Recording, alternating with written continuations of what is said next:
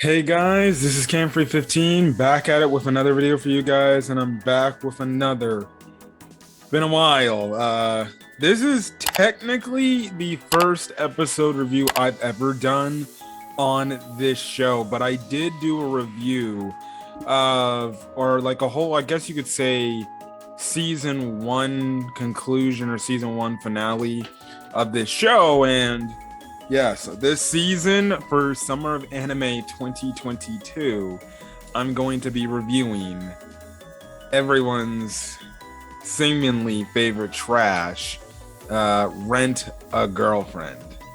And mind you, just for some background information of season one, when I first saw the trailers for this show, I was like, what? This guy is gonna rent a girlfriend to be his fake girlfriend. And you saw what happened in that entire season of season one and everything, and I just lost my damn mind watching it, and I was honestly freaking laughing up a storm with how much shenanigans and funny business went on in Rent a Girlfriend season one.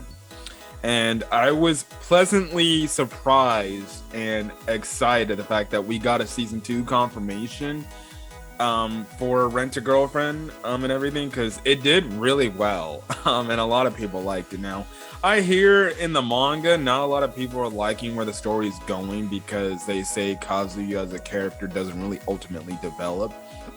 But I think the thing is that makes some people enjoy this show, some people like this show, is just the fact that yes, Kazuya's a kind of blunderhead when it comes to saying things. Like we see in this week's episode, all he has to say is like, bro, Chizuru, I'm in love with you, man, and you can do whatever you put your mind to, and I'll always be there to support you.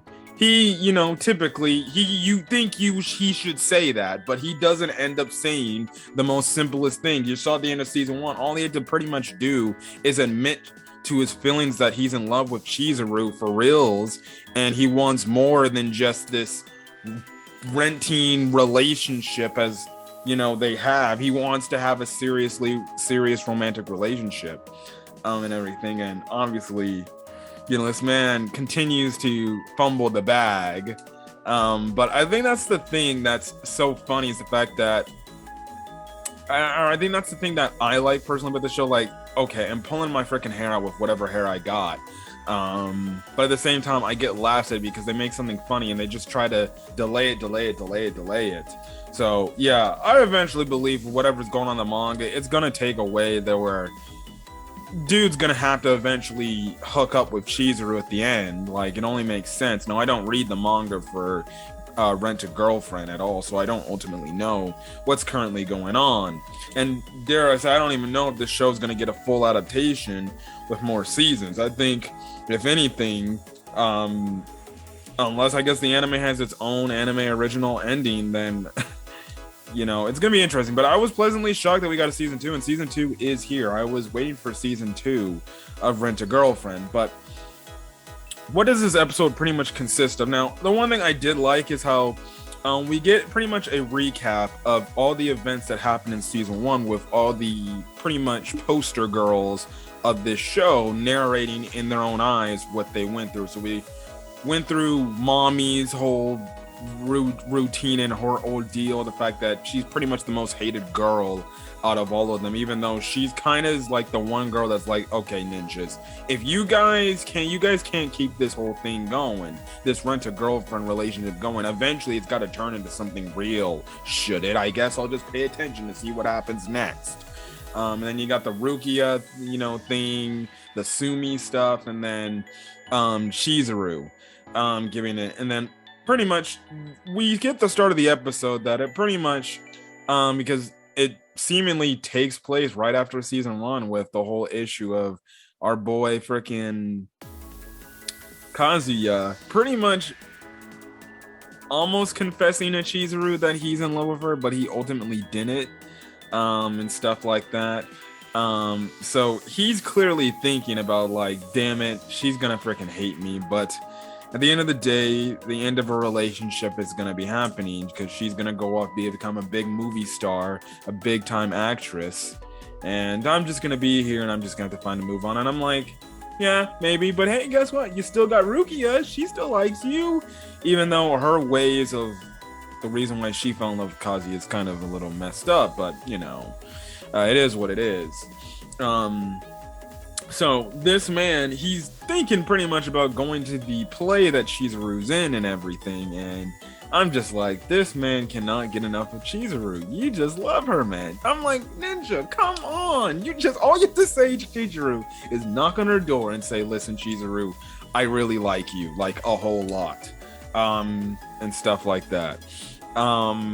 Instead of playing this fake facade thing, he's kind of moping around. So, like I said, he decides to go to the freaking play to see how Chizuru does. Again, kind of stalkerish if you ask me, but hey, it's this dude's character. He just can't stop thinking about her.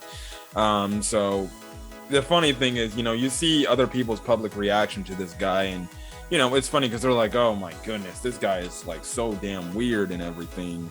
But it's very funny, very cute and adorable and stupid, and you're just like, oh my god, this guy is freaking stupid. But that's what we're led to believe. But he ends up going and sitting down, and we actually do see Sumi there at the play, I guess to support Chizuru as well. Chizuru must have asked her to come.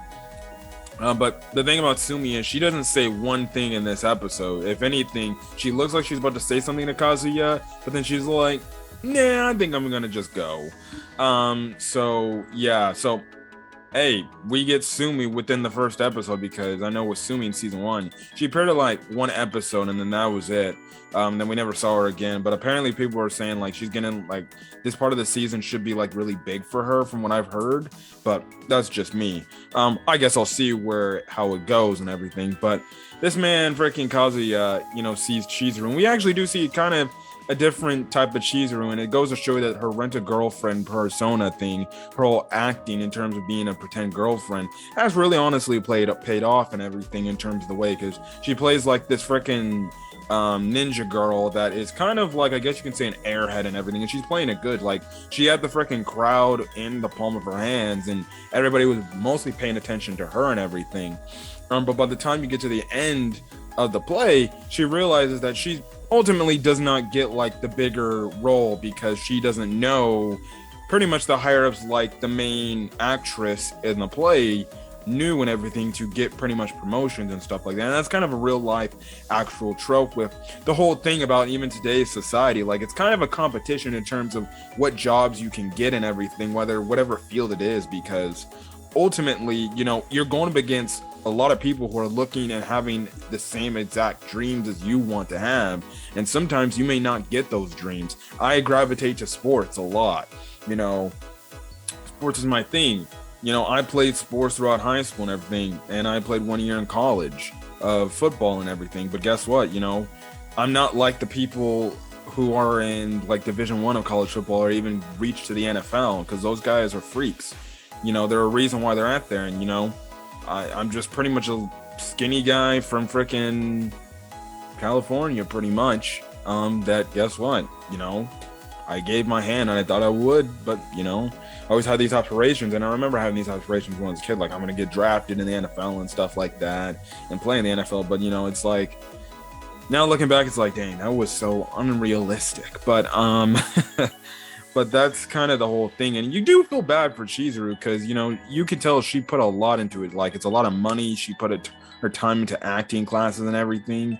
You know, it's like one of those things where it's like you kind of wish you get recognized, but sometimes people don't recognize you, even though you may be talented in your own ways. It's just, well, this person just knows more people. I'm just going to go to this person and gravitate to this person a little bit more than the standard typical regular person that, hey, they might be really dang good, but I see more potential in this person and stuff like that. And it kind of leads into a scene where you can clearly see that Chizuru kind of is visibly upset, and it gets to Kazuya bumping into her, and that whole thing where it looks like they're freaking arguing with everything, but then, you know, they kind of talk a bit, and then, you know, when Kazuya kind of hears Chizuru kind of doubting herself, that's when he kind of steps up and he's like, no, I thought you were amazing. I thought you were really freaking good.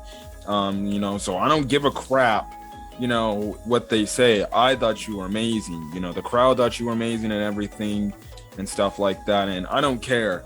You're gonna freaking not give up on your dreams. And I don't care if I have to freaking wrench you out damn near every day of the week. I will freaking do it so you can achieve your dreams and everything. And I'm just like, yes, that sounds really good, but you know, that doesn't sound really good. And even Chizuru's like, are you stupid? That sounds so idiotic of you to do that. And I'm like, yes, it is very idiotic of Kazuya to do that. All my mans have to say is, listen, you were great. I really care about you. And listen, you know, you can keep freaking, don't give up. You have to believe in yourself that you can do it. You know, don't give up now. This isn't the end and everything. He has to say something like that pretty much. And everything. And you can clearly see in Chizuru's eyes, like, oh no, she clearly likes this dude and everything, and she appreciates the guy. And we even see how she appreciates the dude, appreciates Kazuya saying those nice things for her, but at the same time, you know, she sees the whole thing with the fact that he's renting her out pretty much.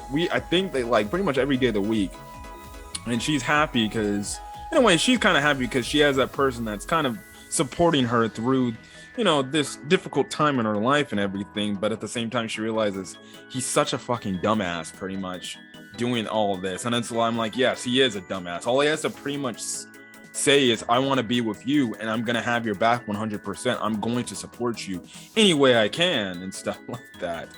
All my dude has to say this, he pretty much has her heart won. It's just he's not saying the next right thing to take it to the next step. And he could potentially have Chizuru and him dating. But it is what it is. That's Rent a Girlfriend. But I enjoyed this episode. It was good to see these characters. That's been a while. And I can't wait to see how the other girls get integrated into this show. Definitely with how this mommy thing, and the fact that now she knows Chizuru is a Rent a Girlfriend. It's going to be very interesting to see her take. I can't wait to see what Ruki has been up to. But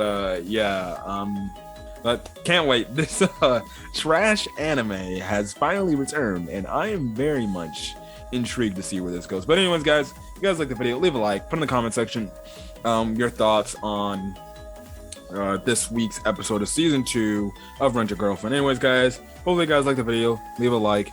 Put in the comment section your thoughts on the first episode of Rent a Girlfriend. First things first, I want to say my thoughts on the the new opening for season 2. I think it's good. It's just, I think the first opening, which they do play in this episode, is a lot better. Like, I kind of wish they kept that one because that one was iconic. So it's like, why did they take away the first opening? They should just get the new visuals, get the same opening song, because the opening song was goated, bro. I'm sorry, I always freaking hummed along to that and sung along to that song because that song was great. Anyways, I'm gonna stop. Anyways, hopefully you guys have a great rest of your day or night. Until then, guys, catch you guys later. Peace.